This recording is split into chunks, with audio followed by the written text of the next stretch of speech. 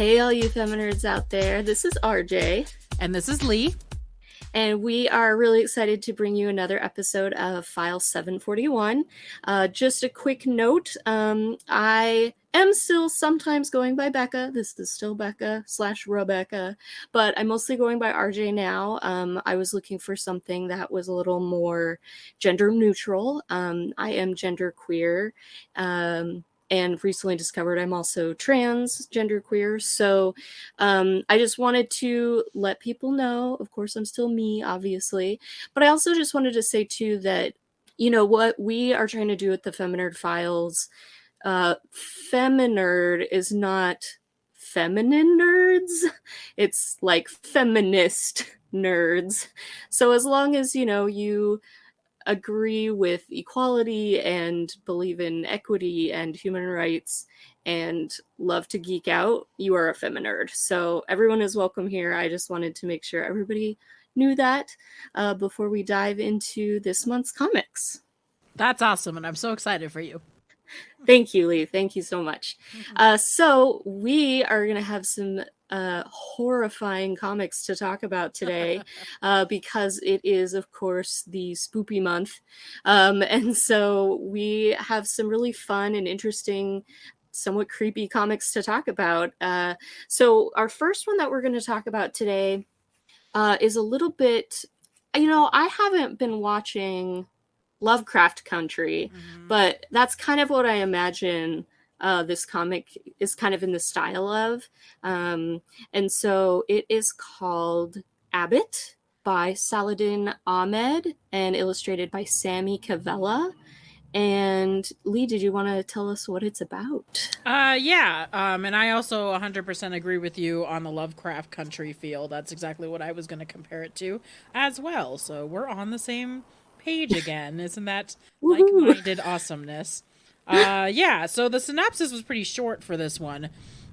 Once again, Hugo Award-nominated novelist Saladin Ahmed of Black Bolt and artist Sami Kivelä of Beautiful Canvas present one woman's search for the truth that destroyed her family. Hard-nosed, chain-smoking tabloid reporter Elena Abbott investigates a series of grisly crimes that the police have ignored. Crimes she knows to be the work of dark occult forces. Forces that took her husband from her. Forces she has sworn to destroy. So it's a little ominous. Yes. And definitely it's got a really interesting style. What I really like about this comic, so it's set in 1972, and the color palette and everything about it really has that sense of, like, it feels very period and like timely. The way that it's set up is a little bit more kind of classic comic until it kind of gets more into the more supernatural stuff. And I think some really interesting things happen with panel shape and the way that it's laid out. But yeah, a really interesting comic. I think very important in terms of, you know, of course there's supernatural stuff going on, but Abbott is a Black woman. She's a reporter in the 70s. Luckily, her boss is super supportive, but the higher ups in the newspaper aren't. And spoilers, of course, because that's what we do on this podcast. She gets fired, and part of it is because she wrote a story about the police killing a young Black man, and she was very open up about it and upfront about it and talked about police brutality. And of course the police and the newspaper were super not happy about that because they're run by white people.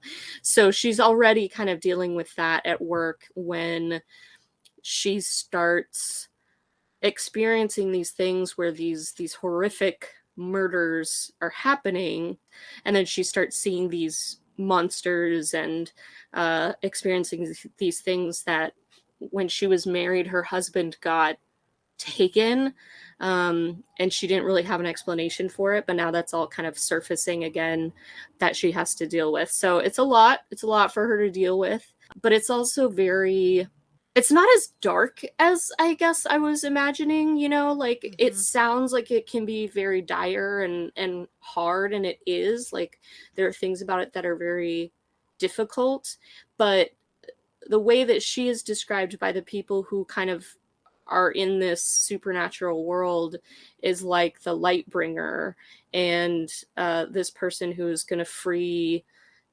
these enslaved souls that are under the spell of this thing called the Umbra, this shadow. And so it felt very like positive and empowering in that way. So I really appreciated that. Yeah, I agree with all of that too. I also kind of like the side characters that they had in this, that kind of are her supportive ones. I think is it Sebastian, who's the tarot reader. He was very interesting. He was also kind of fluid, which I liked too. Yeah, and of course Amelia, who's this like amazing queer queen who comes in and you're just like, hell yes. Yeah, so in some ways it has that kind of film noir feel to it too, like, she walked into my office and that's true. It does kind of have dialogue. These like archetypes. Yeah, which is kind of fun too. So I like that it plays with the times, I like that it plays with the genre, but then it adds this really interesting sci-fi twist, which is very Lovecraft Country. And I also like that their first interaction isn't great. She pulls a gun on her, like you don't expect that that's going to be the person that she's going to end up having a relationship with at some point. So yeah, I don't know. And I also I think it's interesting whenever she has an episode where she sees something spiritual that not everybody else can see apparently, and there's like those weird vibrations that they make on her, and then everything has this swirl of like dark cloud around it, and I think that's an interesting way to portray that, because when somebody's seeing something and nobody else is seeing it, that's kind of hard to show sometimes in comic panels in a way that doesn't look corny or fake or something like that. So the fact that they spent so much time on every little tendril of smoke in it is very cool. They could have just done kind of a glow or a blast or something like that would have been simple, but they really do try to put the detail in it to make it feel like the room is filling with this black smoke and like encasing her or even following her, because it's the trail of smoke follows her wherever she's going. So I think that's interesting. Yeah, I think for me, my favorite example of that is when I think it's the first time that she visits Broadway at the diner, and she's talking and he's like, what's going on? And she's like, oh, stuff. And there's a part where she's like looking to the side. And so like we are seeing inside of her head of like her thinking about that, but everything else around her is still normal. And I think that was such a cool way of illustrating when something is just like literally hanging over your head, but you can't really confide in anybody else. I wanted to ask you about one of the things I thought was really interesting was, so the shadow world, the Umbra, is led by this dude, old white dude, what a surprise, who has this obsession with like Greek and Roman myth.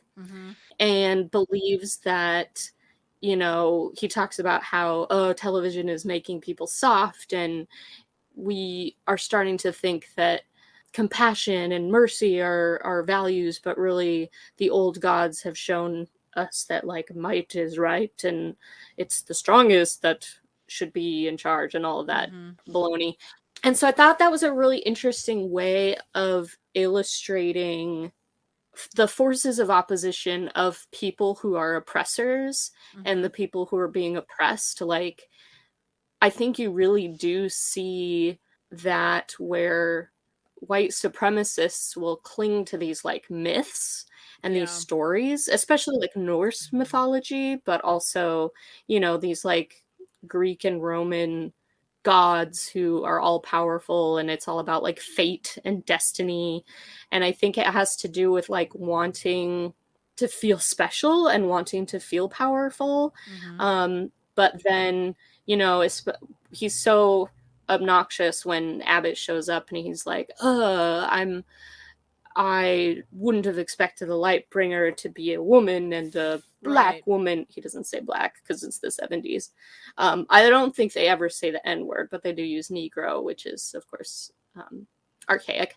So I just thought that was a really interesting way of showing that. So the monsters that he sends after her are like centaurs and satyrs and minotaurs and all these like ancient things that really she uses the same power against all of them, which is light. Yeah. She doesn't have to do anything different for each of these monsters. It's just, this is the way that you move forward. And I really liked that. Yeah, and I think the way he's using the black magic to, or the dark occult, to create these monsters is with the murders, because they're finding half bodies of people or men and half bodies of animals around town, and then they're merging them together, which is how they're creating that. And he is always consistently taking male victims for that. And that does have some, when you were mentioning about the white supremacists focusing on old myths and stuff like that, there was that, I can't remember, it was not that long ago, but they were putting up posters everywhere of like Greek and Roman sculptures that were done in white marble, and trying to claim that we'll see our ancestors, our classics, even they knew that everybody was supposed to be white. That's why they did it in these stones. I'm like, that was the material that was available, and it's withstood time. So, that's why they didn't choose to do it in sandstone, because it falls apart. Just shut up. Yeah. That I, as an artist and as an art history person, and having a degree in that was like the most offensive and ridiculous thing I've ever heard in my life. I think I saw one of those posters online, and I was like laughing really hard, because I could not believe the logic of that. I was like, this is the dumbest thing I've ever heard in my life. Yeah, I don't think logic really. No, I was like, oh my god, marble is just a material. It just happened to be white marble. That's what they had abundantly. Good God, what the hell is the matter with you? Sorry. So I think stupidity with all supremacists are stupid, but that one was particularly stupid. Yeah, and this comic was written in 2018. I definitely think the reason it's set in the 70s is probably both like stylistically, the genre, like you said, it does definitely feel like a detective kind of noir, but almost it does have that 70s tint to it. But it is very relevant, unfortunately, still. I think it was just a little bit more, people were more overt in some ways about it, especially like in workplace discrimination and things like that. So I think it's a really interesting comic. It is definitely wordy. I think you just have to go into it knowing that there's just a lot of dialogue and a lot of setup. It's not action heavy. There is a lot of action, but it's really more about Abbott's experiences and her determination to find out the truth and to ensure that she can fix these things, even though she's not, technically on the job or on the story anymore. So yeah, I really enjoyed it. I would love to kind of follow up with it and see especially what happens with her and Amelia, because yay, queer people. And I thought it was really cool. I really liked it. Yeah, I agree with that too. I think the time period is eerily similar to some of the things that we're going through now with Black Lives Matters and all that kind of stuff with the white supremacists and Trump and all that. So I mean, it was a really easy way to take a comic and put it in a historical context but make it relevant today. And so I really did like that. And it set a mood, but it also set a purpose.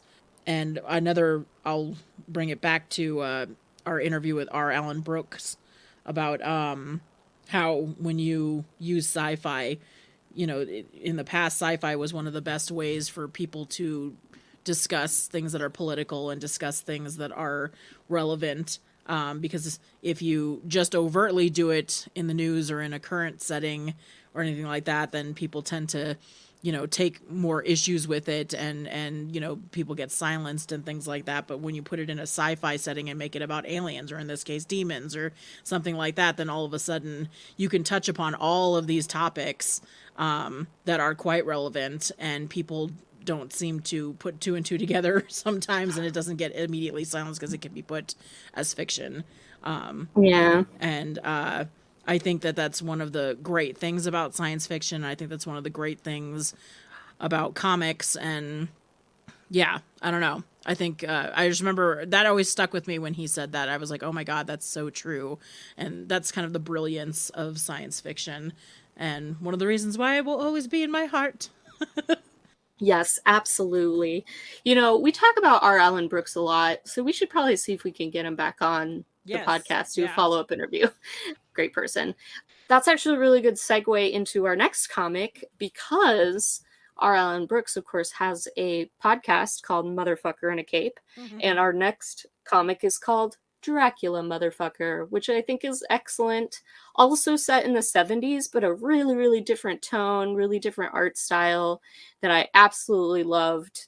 I kind of want to put some of the panels just like on my wall as art pieces because it's so amazing.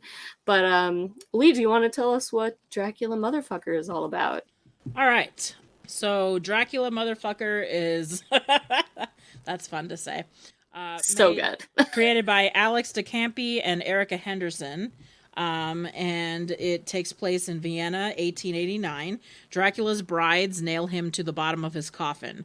And then in Los Angeles, 1974, so once again, same time period, an aging starlet decides to raise the stakes. Crime scene photographer Quincy Harker has the proof, but will anybody believe him before he gets his own chalk outline? And are Dracula's three brides here to help Quincy or use him as bait?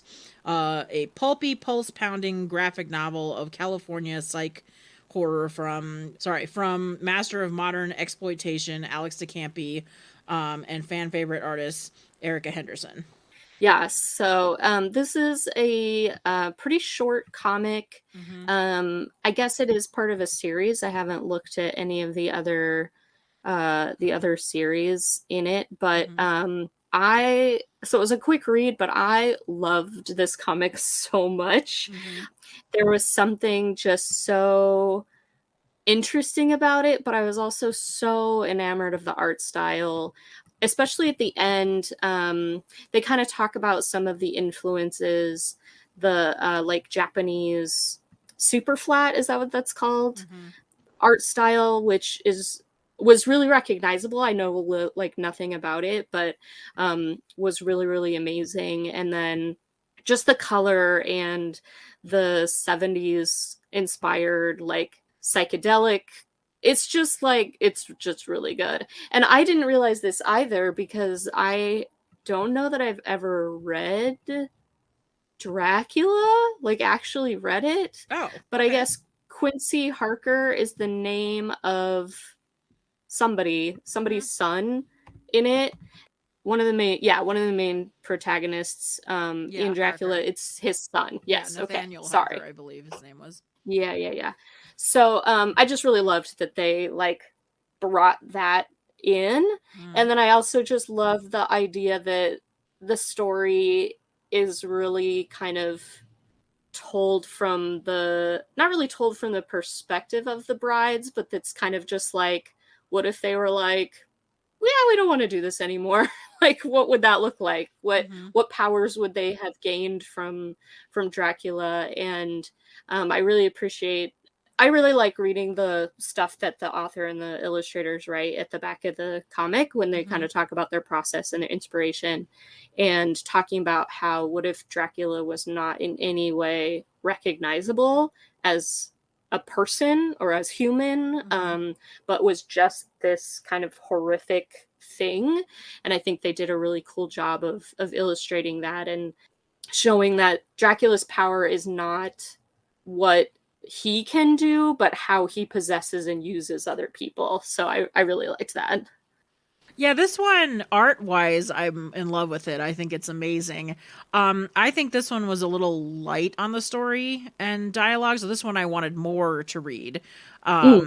So that's my only issue with it, is that I was like, I feel like this could have been pushed a little bit more with the story, because some of it is hard to follow when they're just doing it just in images, especially because they're doing such generalized entities and it's just colors and Mm. patterns. And so, I mean, that it felt a lot like it's very trippy, like they said, it felt, very much like a fever dream type feel.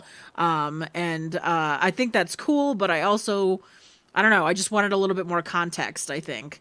And just like you had said, where they had taken characters from other or continuations from the original book, I think they could have spent a little bit more time on that and a little bit more backstory. You know what I mean? Like, I think they assumed that everybody already knew Dracula's story and had read Mm. it, and if you haven't read it before, then some of this you would have missed. So I think a little bit more backstory would have been good, and I also think when they had the interactions, the dialogue was so minimal, you really had to read between the lines on a lot of things and really Mm. rely on the images, which is not necessarily a bad thing, but for me, I think I like a well fleshed out story, so I think I wanted a little bit more from that, but it is gorgeous, definitely.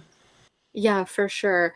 Yeah, that's really interesting, because I feel like of the four comics that we read this month, I would definitely not put Dracula Motherfucker as my favorite. And I think part of that is because of what you're saying, that like, to me the story was almost just an abstraction Mm-hmm. and a really kind of backdrop for the artwork, and had less to do with like the forces of good or the forces of evil, or Mm-hmm. what it means to, you know, have free will or whatever, than it was just about this kind of pulpy story. So that's really interesting. Yeah, I think definitely in terms of story, it was light. It was, like I said, pretty abstract. And I think that worked for me just because I don't really know that I was expecting anything else. And I was just so distracted and enamored of the art style that I think that just kind of, that came first for me. But that's really interesting. And yeah, I think there's definitely room for it to be a little bit more robust in terms Yeah. of story and in terms of weight.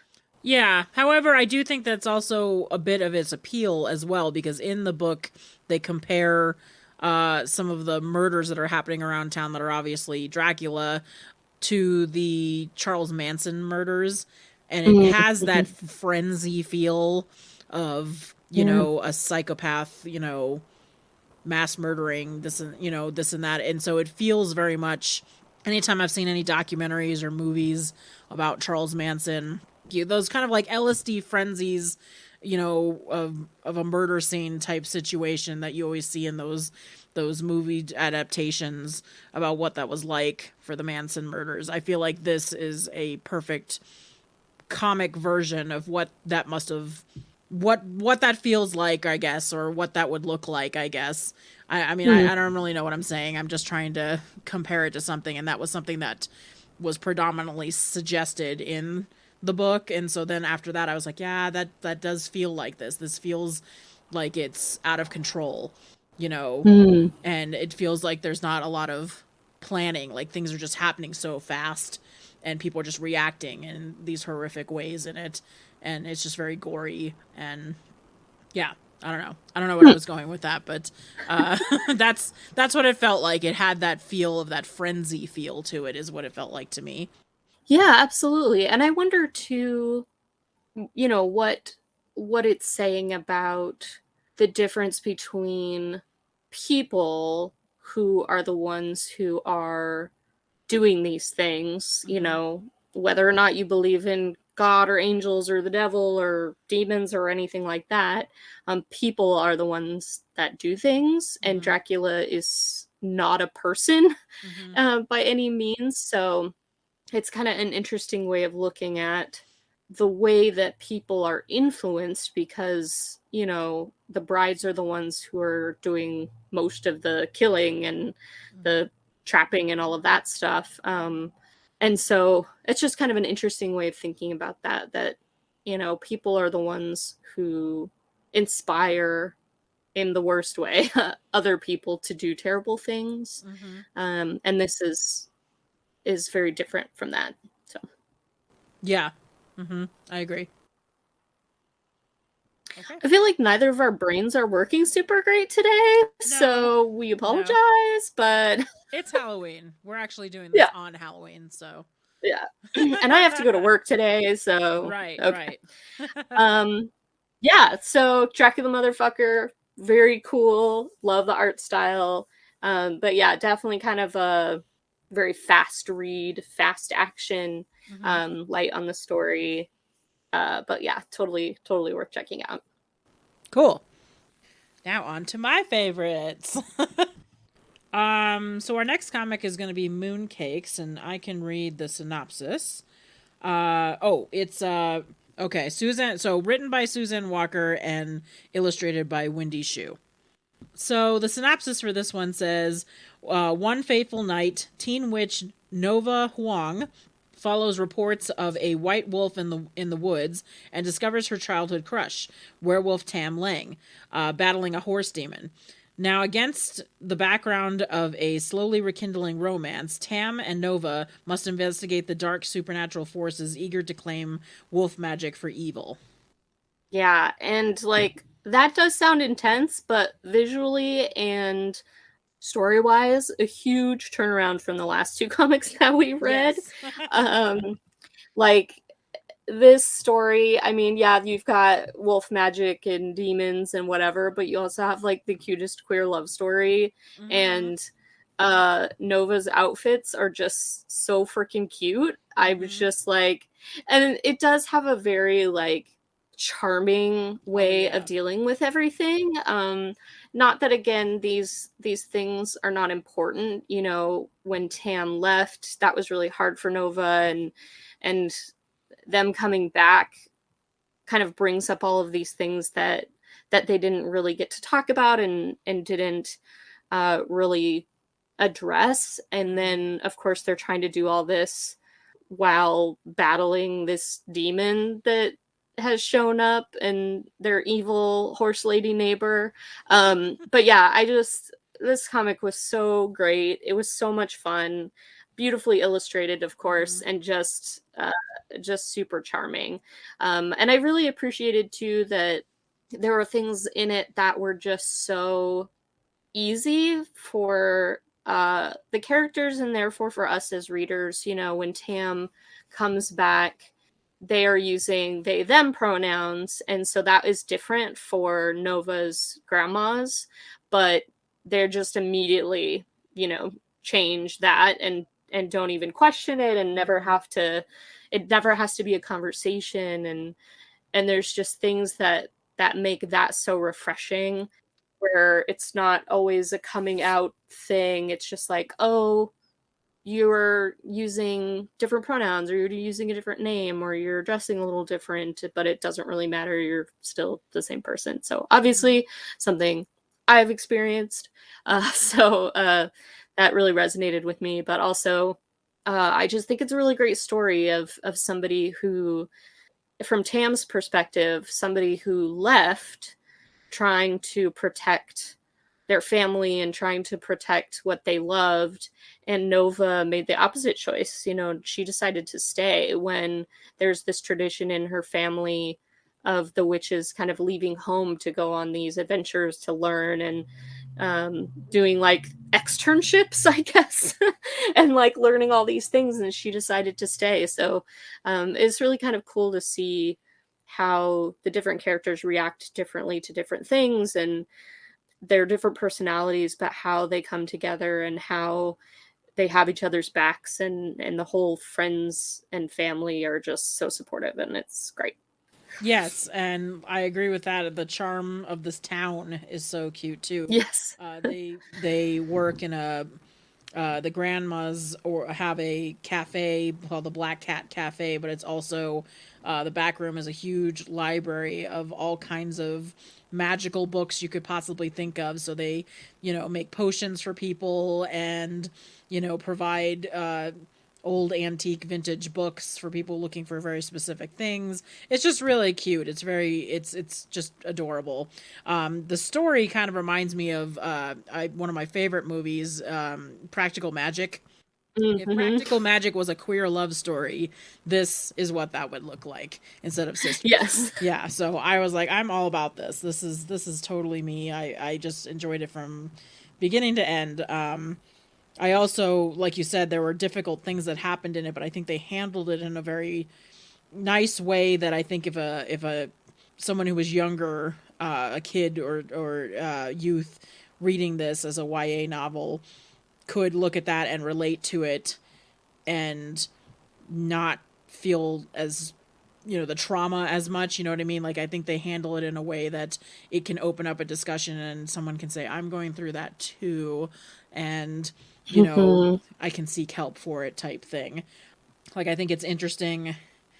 I wondered about her parents. Are her parents ghosts? Yeah, but I also understood it to be they are not able to be present all of the time, Mm-hmm. but they are able to show up every once in a while. But there's also this sense of they don't really want to stick around because they understand that it's really hard to move on. Not having access to your family the way you used to, they don't want to. They want to allow Nova to grow and explore and figure things out on her own without their presence. Yeah, and I thought that was a really beautiful way, if someone has lost their parents, of communicating that. So that was one of those things that I said this could be a really dark and traumatic situation that they could have taken differently in this comic, and I really liked how they chose to go about it instead. I thought that was really just beautiful. Yeah, another thing I really appreciated was Nova uses hearing aids, Yes. and it's something that you kind of forget about because it's so normalized. Mm-hmm. And I know that differences should not be ignored; they should be celebrated. Just in the fact that the characters in this story are Asian, and that's very important. The fact that she uses hearing aids is important because it does show the normalization of people that have disabilities and that use assistive technology or not, to live the way they want to. And so I liked that too. I liked that it was something that doesn't really quote unquote matter to the story, but we talk about all the time representation matters, and for somebody to be able to see themselves represented in that way is really pretty cool. And the cool thing is that ended up being a strength of hers when she was fighting the neighbors. She uses her hearing aids with her wand and like accentuates the sound to blow her away. Yeah. And I thought, oh, that's so cool. Like, using your disability as a superpower is fun. I enjoy that. Yeah. I also really enjoyed the cats through all of this. Me too. There's a number of black cats that they own, which I guess makes sense if it's the Black Cat Cafe, and there's always at least one in the picture frame somewhere, but they're usually in the background. But it's really cute to see. For instance, when Tam and Nova have their first kiss on that park bench, the cat's at the bottom, yeah, covering their eyes and going, "Ooh," it's just so damn cute. Or like Yeah. when they're studying to trying to find more information about wolf magic in the library, and there's a stack of books, and they're all exhausted and tired from reading, and then the cat's like sleeping on the stack of the books, and there's just so many cute things. And also the cats were the ones that alerted the family that Tam was in trouble. They were the ones Mhm. that saw it happening and then ran in and started scratching on everyone's doors. I was like, see, like they're an important part of the family. They're their own characters, even though I don't even think any of them had names. But I thought that was really cute. I really enjoyed the hidden black cats all over. Yes. Attention to detail there, which is fun. Yeah, I really liked some of my favorite things too were the spirits of the forest. My Yeah. favorite were the little blobs that I called the mushroom heads because they had Mm-hmm. mushrooms growing out of their heads, and they're just like they just have these like cute little smileys, but then they're like, "Hey, we're gonna do this plan. Will you rush in and overwhelm these cultists?" And they're like, "Yeah!" And they've got these like little fierce eyes, and it's just like super cute. And then Yeah. when they have the new moon festival where of course they make the mooncakes, the when the cousin shows up too and is just a pigeon Yeah. and everybody's like, oh yeah, like, and then when they get introduced and he's like cool, but then at the end like of that interaction he says something and Tam's like, wait, you can speak English, like what the hell? Like it's just the little things I think are what make this comic Yeah, the so humor in it. amazing. Like Mm-hmm. it's really got a great story, but the way that the kind of slice of life aspects of it, the cats, the family coming together, the library, the customers in the cafe, like just really really bring it together and make it feel very realistic and idealistic. And I just want to move to this town and be friends Right. with all these people. Yeah, and yeah, touching on the spirit animals, it very much felt like Avatar or Legend of Korra, that kind of spirit world where the Yeah. animals are all kind of mystical. So I enjoyed that. And another interesting thing, a take on like trauma, like Tam left and Tam, spent so much time with Nova growing up because their family life was not great. They, they have a mom, but they had a stepdad who is horrible and takes advantage of both the mom and Tam, and that's basically what Tam was running away from, and dreaded coming back and dealing with as well. So, once again, another relatable situation that not every family is loving and wonderful like Nova's family. Sometimes there's some trauma there. But it's nice that through friendship and through love, Tam was able to find a chosen family through Nova and grandmas and such. So, I don't know if there'll be a sequel to this, but I would love to see, what kind of adventures they get into. Yeah, yeah, absolutely. Yeah, so super duper recommend, obviously. Really, really great story, really great artwork. Love it. Yay, mooncakes. So lettuce, not lettuce, um, and tomatoes. We will now transition to talking about our final comic, which incidentally was my favorite, Mine called too. Snapdragon by Kat Leyh. I think Lee? so. I think it's Lay. Uh, That's how I would pronounce it. and this is wonderful and amazing and great. So, Leigh, tell us all about it. Yeah, and Kat Leyh was also a big part of Lumberjanes, which is another favorite Yes. series of ours. So that was another thing that attracted me to this. So the synopsis says Snap's town has a witch. At least that's the rumor. In reality, Jax is just a Crocs wearing, internet savvy old lady who sells the skeletons of roadkill online. It's creepy, sure, but Snap thinks it's kind of cool too. Snap needs a favor from this old woman. Though she begins helping Jax with her strange work, Snap gets to know her and realizes that Jax may in fact have real magic and an unlikely connection to Snap's family's past. Yeah. Yeah. This comic is amazing. Mm-hmm. I definitely can like feel the Lumberjanes. Like if Yeah. Ripley was grumpy, Yes. that would be Snapdragon. Like Exactly. the Exactly. same like energy and the same like reactions. I mean, I think the reactions are some of my favorite things in this whole comic Mm-hmm. of like when so one of the first things that happens is that Snapdragon goes to find this supposed witch because she thinks that this witch killed her dog. And so she meets Jax and realizes that Jax has the dog, Good Boy, and he was injured. So Jax took him in and helped him heal and everything like that. So then when at school they find this dead possum, Snapdragon takes there are some babies and takes them to Jax and is like, hey, can you take care of these? Because I realize now that you're not as scary as we thought. Because you're wearing a t-shirt that says Meowdy with a cat wearing a cowboy hat, which is amazing.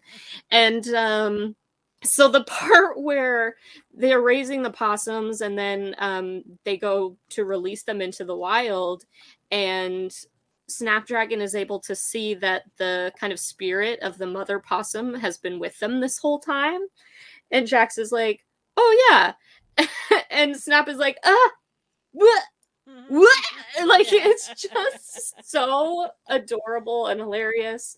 And then of course her friendship with Lou, who is so super adorable and is this really, really sweet trans girl, and just like everything about this comic I just really, really love. I think it has a really good balance of that kind of silliness and ridiculousness of like being a kid, and being a kid who's just like weird and doesn't really care about that, but also some really interesting and tender and kind of sad moments, you know, where you are talking about roadkill, so animals that have been hit by cars, and Snapdragon also lives with her mom and has had kind of bad experiences with her mom's boyfriends in the past, and there are things that are hard in their lives, but the way that Snap and Lulu just kind of really bond and grow in their friendship, and the way too, especially that Lulu is accepted by her family, is just like, it's just great. It's just really nice to have stories that are well balanced in that way, but are overall very positive and fun and just great. They're just great. Yeah, and then, you know, later finding out that she had a relationship with her grandmother when they were young that didn't get Jax, to, didn't get to continue, but then later on, you know, they're able to reunite, and, you know, the idea of like a new life together type thing. There were some teary moments where I actually, which was very Bingo Love for me. Yes, that's like what I was like, oh my god. Yes, exactly. That's exactly what I was thinking. Yeah, no, this was so heartfelt, and this is one that I would love to be adapted into a film. It's really just so sweet. And I think that there's some really, you know, dramatic moments in this as well, which I also like. You know, the last boyfriend is quite a nightmare, and even though the mom is not afraid of him, he still seems to come and, you know, try to cause trouble. And yeah, it's some scary situations definitely through this whole thing. But yeah, no, just such a charming story. Really, really, really adored this. I love the artwork. Yeah, the pit bull smiles. Yeah. I mean, I love kitties. They're my favorite breed. I love dogs that have like big blocky heads. But the way she illustrates these dogs when they're doing that just big old smile just is so perfect. Yeah, I heard about this. This is one I'm going to throw out as a thank you to Joy, because Joy's on TikTok every 5 seconds, and so she sends me TikTok. So this was a TikTok that she had sent me, and I was like, oh yeah, that does look good. And so it was one of, you know, the summer I try to read a little bit more. So I got it from the library digitally, and then as soon as I was done with it, I immediately bought it because I was just so in love with it. So now I own a copy. But yeah, I was very thankful because I hadn't heard of it before that. So thank you, Joy. Yeah. Thank you for your TikTok habit, because every now and then I get a really good recommendation. So yeah, a couple of my favorite parts are one where when Snap is kind of first starting to hang out with Jax and get interested in what's called articulation. So that's different from taxidermy, because you're just using the skeletons and not, you know, the fur and all of that. But she picks up this book from the bookstore that's like all about anatomy, and the person at the counter is like, I don't think this is a book very good for little girls, and the mom is like, no, this is what she wants. Like, so I love how supportive her mom is, and we get a little bit of that, like her mom is like, I kind of worry that I leave her alone too much and just let her do her thing. And then there's like a really tender moment of her asking Snap if she thinks she should be a boy, because just of the way she dresses and the way she acts, and Snap is like, no, I'm just different from other girls. And it's just really, really beautiful. Some just really, really wonderful, tender moments. And then, so one of the other parts that I really liked is it's Halloween, and they're at the grocery store, and there's just like this panel of them like walking down the aisle of the Halloween stuff, and Snap doing this motion of like, what the heck, at the little, like, when they sell skeletons, like plastic skeletons for decorations, and there's a spider, because I do that every time. I'm like, that's not even how spiders work. Like, I just thought I related so hard to that, where I was like, yes, we understand anatomy, and that's not how this works.